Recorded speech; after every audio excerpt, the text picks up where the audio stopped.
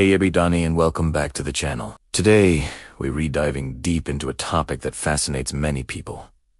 The story of Adam and his wives. Now, most of us know the story of Adam and Eve from the book of Genesis. God forms Adam from the dust of the ground, breathes life into him, and places him in the beautiful Garden of Eden. But Adam is alone, and God says, "It is not good that the man should be alone. I will make him a helper comparable to him."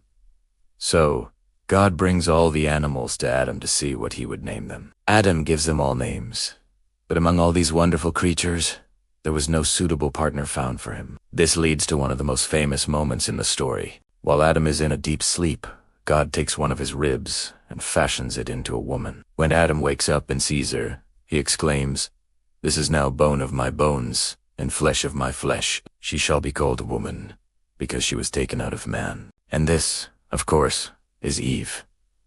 Together, they live in paradise, the original human pair, until the well-known incident with the serpent and the forbidden fruit. But is that the whole story? Over the centuries, other texts and traditions have emerged that offer different perspectives. One of the most famous of these alternative narratives comes from a medieval text called the Alphabet of Ben Sira.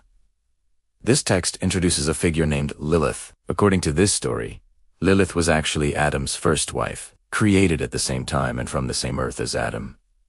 The narrative suggests that their equality became a source of conflict. Lilith refused to be subservient to Adam, particularly in their physical relationship. She believed that since they were both created from the earth, they were equals, and neither should be in a position of dominance. When Adam insisted on his authority, Lilith, in an act of defiance, pronounced the ineffable name of God and flew away from the Garden of Eden. According to the story, God sent 3 angels to persuade her to return, but she refused. She chose a life of independence outside the garden by the Red Sea. In this tradition, Lilith becomes a powerful and often misunderstood figure, sometimes portrayed as a demon or a night spirit, while for others, she's a symbol of female independence and strength, a woman who refused to compromise her autonomy. It was only after Lilith's departure, this tradition says, that God created Eve from Adam's rib, ensuring she would be a more compliant and integrated partner for him. It is really important to remember that the story of Lilith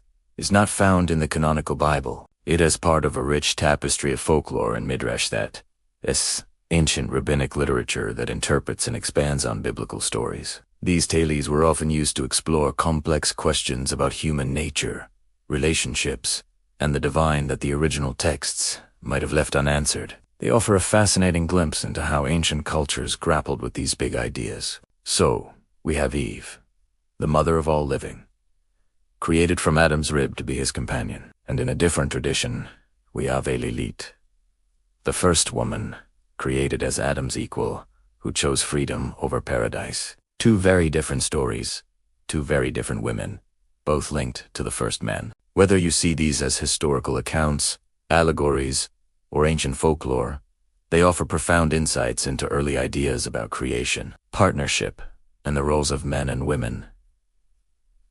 What do you think about these stories? Have you heard of Lilith before? Let me know your thoughts in the comments below. I love reading your perspectives on these ancient tales. Thanks so much for watching. And if you enjoyed this journey into the past, don't forget to like, share, and subscribe for more deep dives. See you in the next video.